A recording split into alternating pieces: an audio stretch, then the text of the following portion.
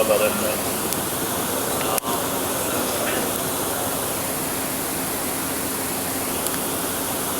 إن الحمد لله نحمده ونستعينه ونستغفره ونعوذ بالله من شرور أنفسنا ومن سيئات أعمالنا. من يهده الله فلا مضل له ومن يضلل فلا هادي له. وأشهد أن لا إله إلا الله وأشهد أن محمدا عبده ورسوله. أما بعد فإن خير الحديث كتاب الله وخير الهدي هدي محمد صلى الله عليه وسلم. أما بعد فأعوذ بالله من الشيطان الرجيم. بسم الله الرحمن الرحيم. وقال ربكم ادعوني أستجب لكم إن الذين يستكبرون عن عبادتي سيدخلون جهنم داخرين. وقال الرسول صلى الله عليه وآله وسلم الدعاء هو العبادة. سب تعریفیں،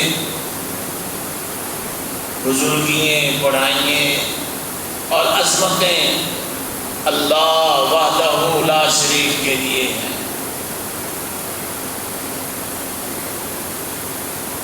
جو ساری کائنات کا رب ہے،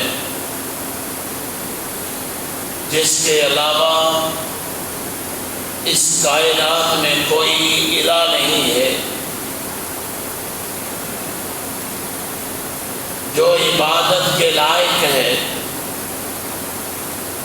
اور اس کے علاوہ کسی کی عبادت جائز نہیں ہے. درود و سلام ہوں ہادی برحق نبی رحمت امام الانبیاء سید الانبیاء سید الاولین والآخرین خاتم النبیین جناب محمد الرسول اللہ صلی اللہ علیہ وآلہ وسلم کی ذات مبارکہ پر.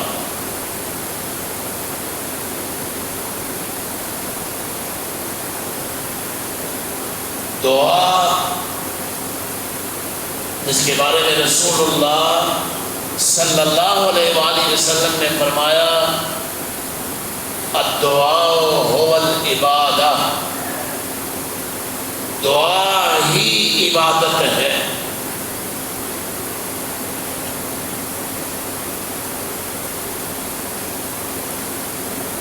اگر آپ اس کا جائزہ لیں، نماز آپ 5 وقت پڑھتے ہیں، ساری نماز ہے کیا؟ شروع سے لے کر السلام علیکم تک بڑی جامع دعا ہے.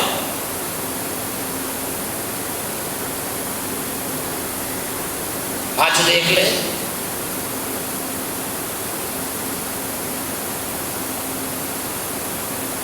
مینا دیکھ لیں، عرفات میں چلے جائیں، وہاں نمازیں بھی اللہ نے جمع کر دی ہیں. اور پھر رات تک غروب آفتاب تک گڑ گڑا کر اس اللہ سے دعائیں مانگنی ہیں.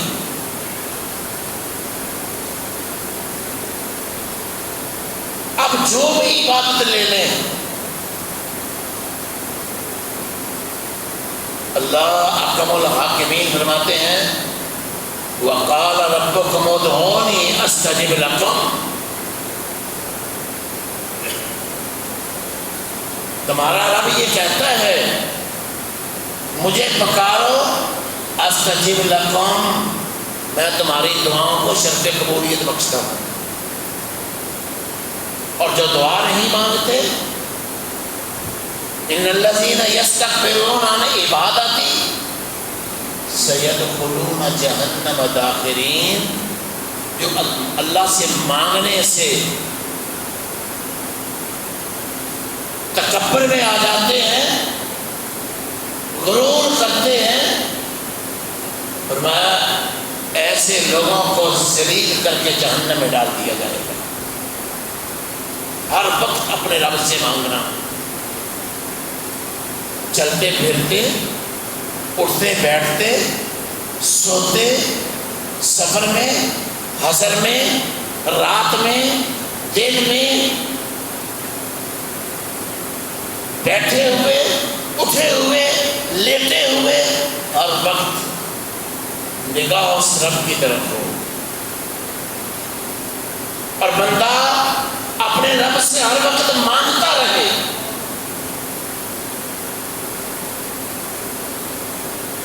اور اللہ بھی یہی کہتا ہے وَقَالَ رَبُّكُمُ ادْعُونِي أَسْتَجِبْ لَكُمْ، تمہارا رب یہ کہتا ہے مجھے پکارو، میں تمہاری پکاروں کو سنتا ہوں، اور جو میری عبادت سے تکبر اور غرور کرتے ہیں عنقریب میں ان کو جہنم میں داخل کر دوں گا۔ وَإِذَا سَأَلَكَ عِبَادِي أَنِّي فَإِنِّي قَرِيبٌ،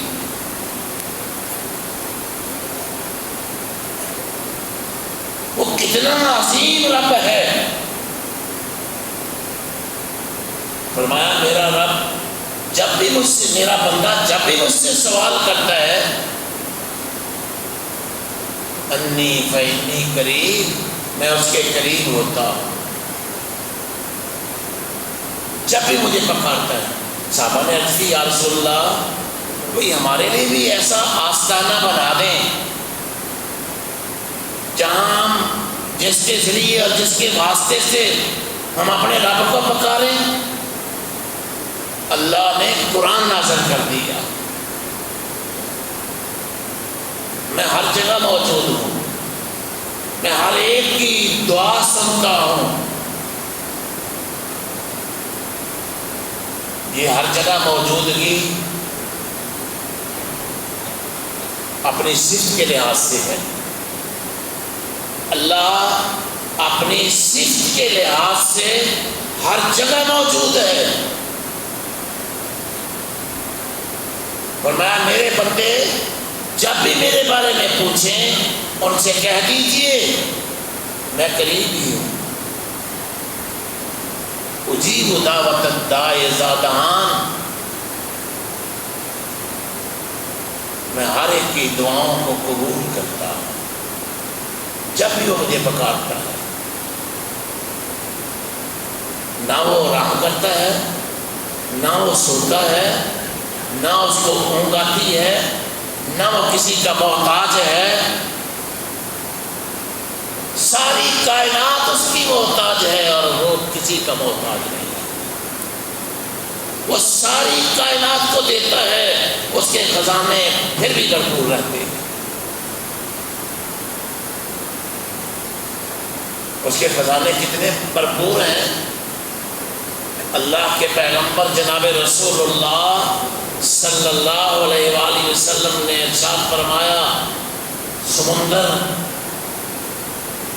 جتنی چڑیا ایک چونچ میں پانی لے کر اس میں سے اڑ جاتی ہے، دوسری مثال آپ نے دی کہ سمندر میں سوئی ڈبو کر اگر نکال لی جائے جتنا پانی اس کے ساتھ لگ کر باہر آتا ہے، ساری کائنات کو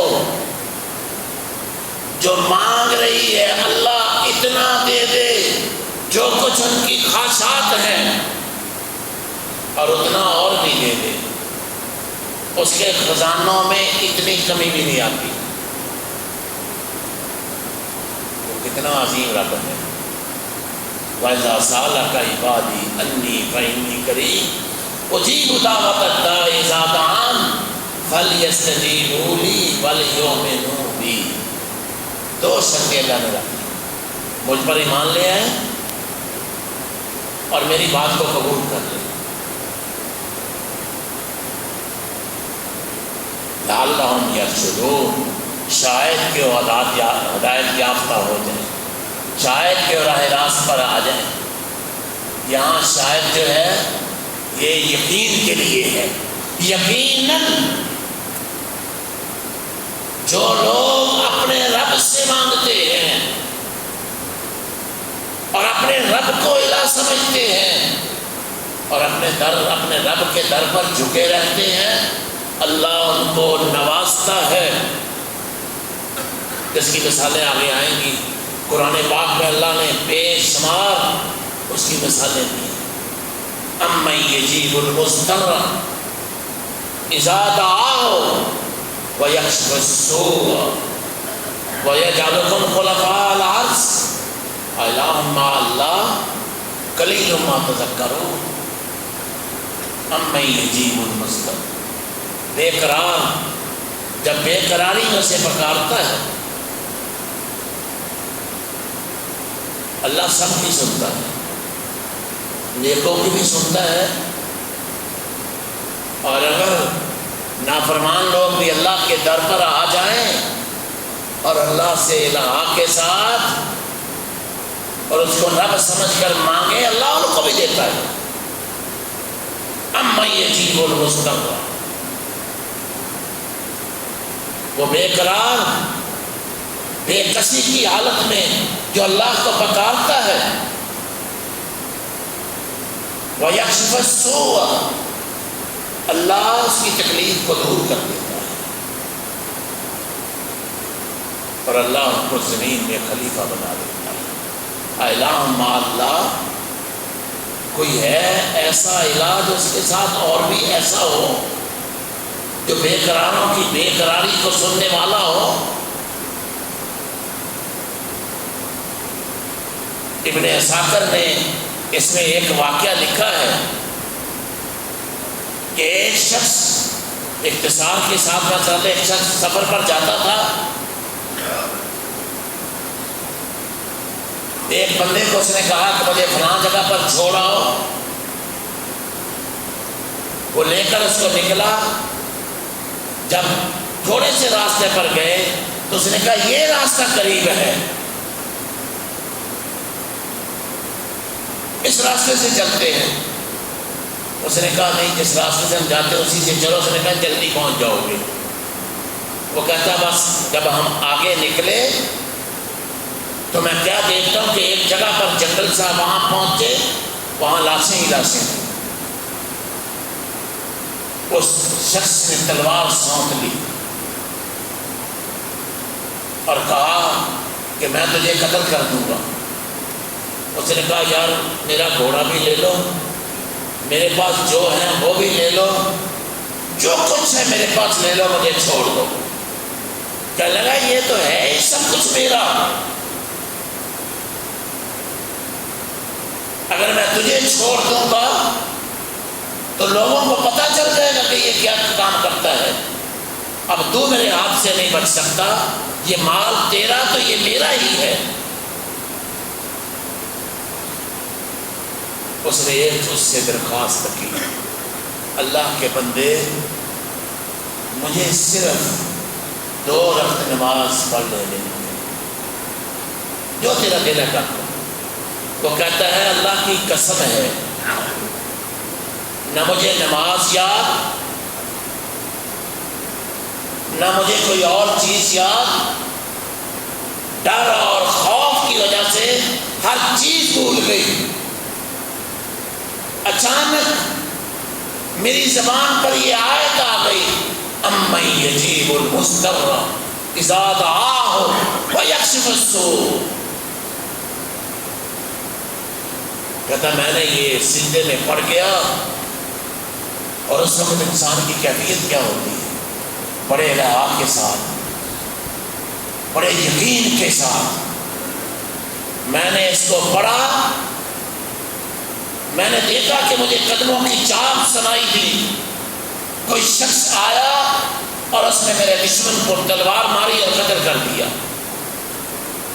اور مجھے کہنے لگا سجدے سے سر اٹھاؤ. تیرا دشمن مر چکا ہے۔ میں نے اسے کہا مجھے بتا تو صحیح تو ہے کہاں؟ اس نے کہا جب تو نے اپنے رب کو پکارا تھا نا، اما یجیب المضطر اذا دعاہ فیکشف السوء، ساتویں آسمان پر عرش معلیٰ پر اللہ نے تیری آواز کو سن لیا۔ اس نے کہا جاؤ فوراً اس میرے بندے کو بچا لو۔ تو میں اللہ کا فرشتہ ہوں اور میں نے تیرے دشمن کا کام تمام کر دیا ہے۔ وہ کہتا میں سرخروئی سے وہاں سے نکلا۔ اللہ اپنے بندوں کی دعائیں اس طرح سن لیتا ہے۔ جریج کا واقعہ بھی آپ نے سنا ہے، اللہ اکبر، صحیح بخاری میں یہ جو ابن اسحاق نے لکھا ہے، سچائی کیا ہے؟ بس ہم نے یہاں یہی اس سے سمجھے ہیں کہ جب انسان بے گناہ ہوتا ہے، مظلوم ہوتا ہے، مظلوم کی پکار اللہ کبھی رد نہیں کرتا، تو اس نے اللہ کو پکارا اور اللہ کے علاوہ کسی کو نہیں پکارا تو اللہ نے اس کی دعا کو سن لیا۔ لیکن صحیح بخاری کا واقعہ ہے، جریج نامی شخص بڑا نیک، بڑا پارسا، اپنے گاؤں سے نکل کر ایک جنگل میں اس نے اپنا کٹھیا بنا لیا اور رات دن اللہ کی عبادت میں مشغول ہو گیا۔ اس میں کوئی شک و شبہ نہیں ہے، اس وقت اس طرح عبادت کرنی جائز تھی، لیکن ہمارے دین میں، دین محمد میں، شریعت محمدیہ میں اللہ کے پیغمبر جناب رسول اللہ صلی اللہ علیہ وسلم نے قیامت تک اعلان کر دیا لا رہبانیت بالاسلام۔ دنیا کو چھوڑ چھڑا کر جنگلوں میں جا کر عبادت کرنا یہ اسلام میں نہیں ہے۔ اپنے جائز کام بھی کرو، اپنے کاروبار بھی کرو، اور اللہ کی عبادت کے وقت اپنے کاروباروں کو چھوڑ دو۔ ہماری سب سے بڑی ازواج یہی ہے۔ کٹھیے میں جا کر اللہ کی عبادت کرنے لگا، بڑا پارسا، لوگ اس کے پاس آتے، دعائیں کرواتے۔ ایک بگیہ عورت ایک دن وہ اپنے گاؤں میں بچہ اٹھا کر لے آئی اور لوگوں کو کہنے لگی یہ اس جریج نامی کا بیٹا ہے جس کو تم بڑا پارسا سمجھتے ہو، جس سے تم دعائیں کرواتے ہو، نیک آدمی جس کو لوگ نیک سمجھتے ہیں، اگر وہ گناہ کریں تو اس کے سفید کپڑے پر دھبا بڑا نظر آتا ہے۔ کوئی بازاری آدمی گناہ کرے تو لوگ سمجھتے ہیں یہ ہے ہی ایسا۔ اب اس پر یہ بہت بڑا دھبا تھا، لوگوں نے کلہاڑی اٹھا لی اور اس کے آ کر کٹھیے کو مار مار کر تباہ و برباد کر دیا اور اس کو مار مار کر بے ہوش کر دیا۔ وہ بیچارہ کہتا ہی رہا کہ میرا قصور بتاؤ کیا ہے۔ اللہ، قصور اس کا کیا تھا؟ یہ عبادت میں مشغول رہتا، رات دن اللہ کے حضور نوافل میں جھکا رہتا، رکوع و سجود میں پڑا رہتا۔ ایک دن اس کی ماں اپنے بیٹے کو ملنے کے لیے آئی اور آواز لگائی جریج جریج جریج، اور جریج نماز میں تھے۔ اپنے دل میں یہ خیال کیا اللہ تیری نماز اور میری ماں کس کو کھو کیے تم؟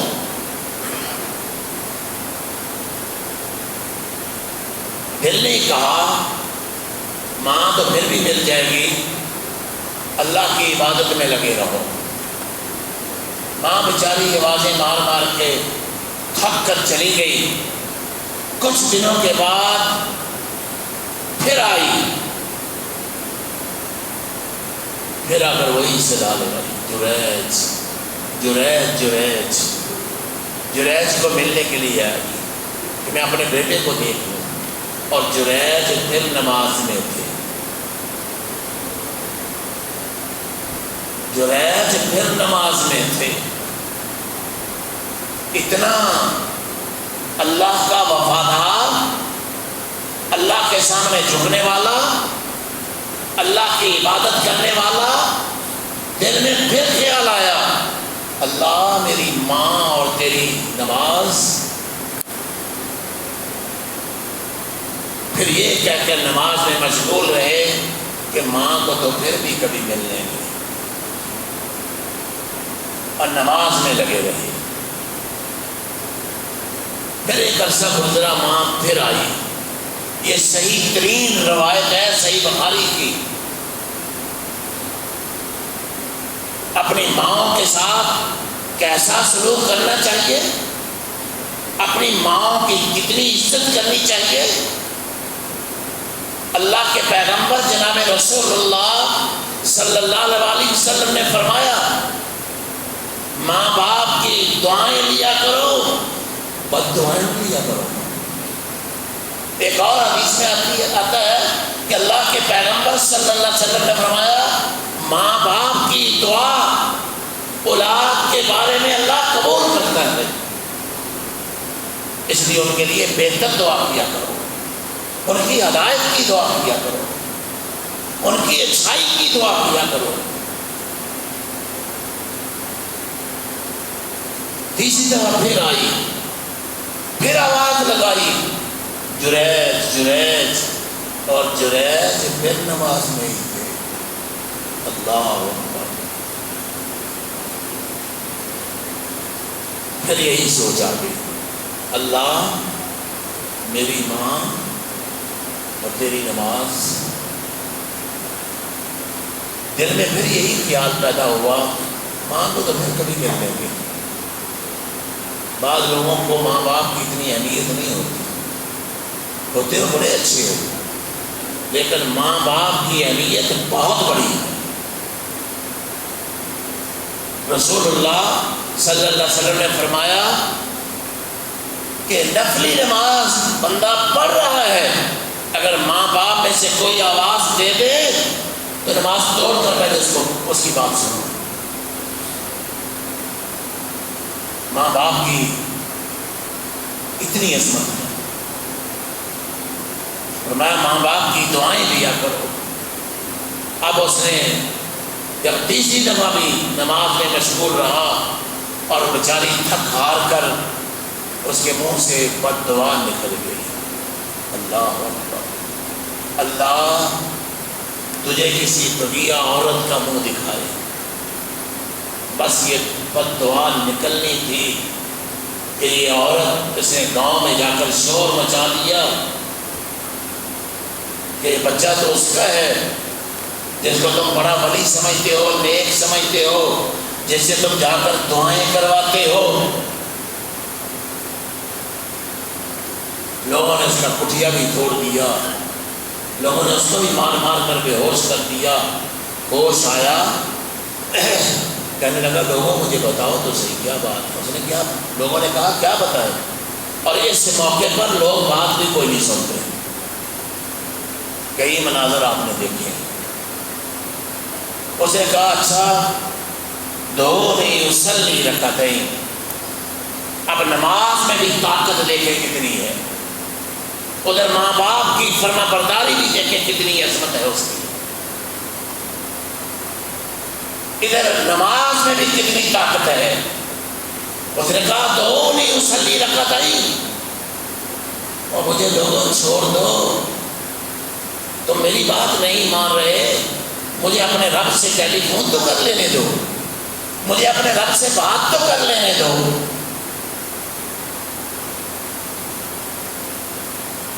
بس نماز میں وہ تھا، اس نے اللہ سے رجوع کیا، اللہ نے اس کے دل میں یہ بات ڈال دی۔ اس بچے سے پوچھو من ابوک، تیرا باپ کون ہے؟ لوگوں نے کہا یہ تو چھوٹا سا بچہ ہے، 1-2 دن کا بچہ ہے، یہ کیسے بولے گا؟ جنید نے اس کے سر پر ہاتھ رکھا اور اس سے کہا من ابوک، تیرا باپ کون ہے؟ اس نے جواب دیا فلان رائی، یہ میرا باپ نہیں ہے، فلاں چرواہا میرا باپ ہے۔ نماز میں، نفلی نماز میں بھی اتنی طاقت ہے۔ آگے آئے گا دعا کی شرائط اور آداب، اور کن لوگوں کی دعائیں قبول ہوتی ہیں۔ تو الدعاء هو العبادہ، الدعاء سلاح المؤمن وعماد الدین ونور السماوات والارض۔ الدعاء جو ہے مومن کا ہتھیار ہے۔ کوئی پریشانی ہو، کوئی مصیبت ہو، کچھ اللہ سے مانگنا ہو، کوئی اللہ سے التجا کرنی ہو، وضو کرے، 2 رکعت نماز پڑھے،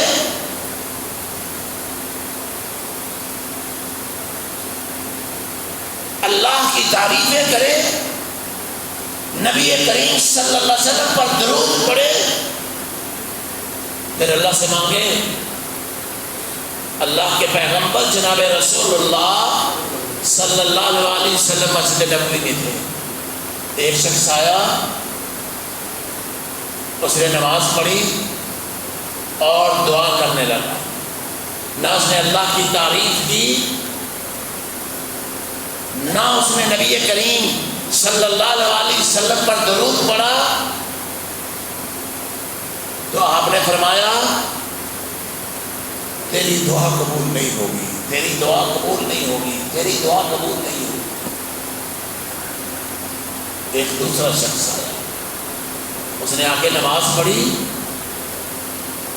پھر اللہ کی تعریفیں کی، پھر نبی کریم صلی اللہ علیہ وآلہ وسلم پر درود بھیجا۔ آپ نے اسے فرمایا ادعو استجب لک، اور مانگو جو مانگتے ہو اللہ تجھے عطا کرے گا، مانگو جو مانگتے ہو اللہ تجھے عطا کرے گا۔ 3 دفعہ آپ نے فرمایا مانگو جو مانگتے ہو اللہ تجھے عطا کرے گا۔ تو اس شخص نے، جریج نے 2 رکعت نماز پڑھی، اللہ کے ساتھ رابطہ کیا۔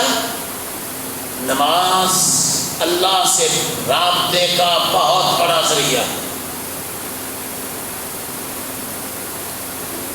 نماز کو خشوع و خضوع سے پڑھنا، نماز کو سنت کے مطابق پڑھنا، صحیح طریقے کے مطابق پڑھنا، یہ دعاؤں کی قبولیت کی نشانی ہے۔ اللہ اکبر۔ اس نے کہا فلاں رائی میرا باپ ہے، یہ میرا باپ نہیں ہے۔ لوگوں نے اس کے ہاتھ پاؤں چومنے شروع کر دیے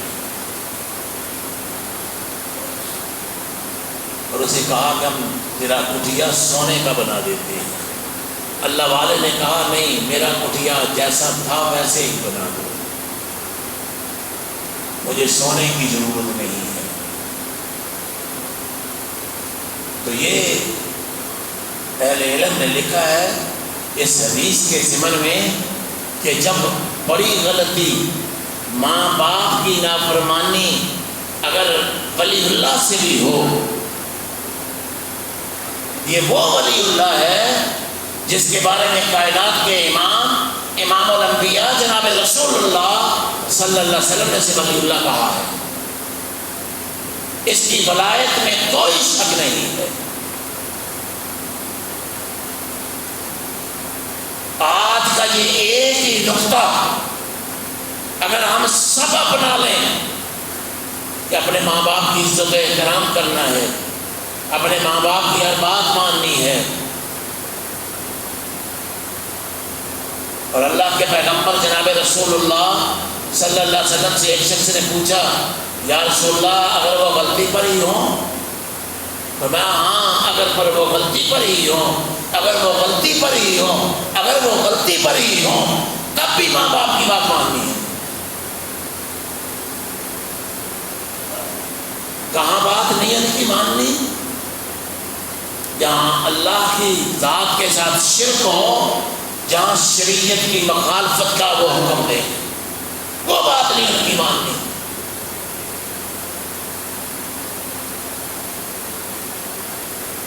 تو جب بندہ دعائیں کرتا ہے، کافر بھی، اللہ نے قرآن مجید میں یہ بیان فرمایا فَإِذَا رَكِبُوا فِي الْفُلْكِ دَعَوُا اللَّهَ مُخْلِصِينَ لَهُ الدِّينَ فَإِذَا رَكِبُوا فِي الْفُلْكِ دَعَوُا اللَّهَ مُخْلِصِينَ لَهُ الدِّينَ فَلَمَّا نَجَّاهُمْ إِلَى الْبَرِّ إِذَا هُمْ يُشْرِكُونَ۔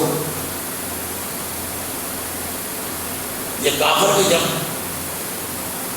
کشتیوں میں سوار ہوتے اور کمروں میں پھنس جاتے، پھر کہتے اب محمد کے رب کے علاوہ اور کوئی نہیں بچا سکتا۔ دعوا اللہ مخلصین لہ الدین فلما نجاہم الی البر اذا ہم یشرکون۔ جب اللہ انہیں نکال دیتا ان سمندروں سے، ان دریاؤں سے، ان پانیوں کے تھپیڑوں سے، تو پھر اذا ہم یشرکون، کشتی پر آتے تو پھر اللہ کے ساتھ شرک کرتے۔ اگر لات اور منات اگر آج نہ ہوتا تو ہم بچ نہیں سکتے تھے۔ اگر آج غوث اعظم نہ ہوتے تو ہمارا بیڑا نہ تر سکتا۔ اگر فلاں داتا نہ ہوتا تو ہم بچ نہیں سکتے تھے۔ اذا ہم یشرکون، پھر اللہ کے ساتھ دوسروں کو شریک ٹھہراتے ہیں۔ اللہ کہتا ہے میں چاہوں ذرا میرا قرآن پڑھ کے تو دیکھو، ذرا پچھلے لوگوں کی طرف نظر دوڑا کے تو دیکھو، ذرا تاریخ کے صفحات پلٹ کے تو دیکھو، ذرا پیچھے مڑ کے تو دیکھو، کتنی بستیاں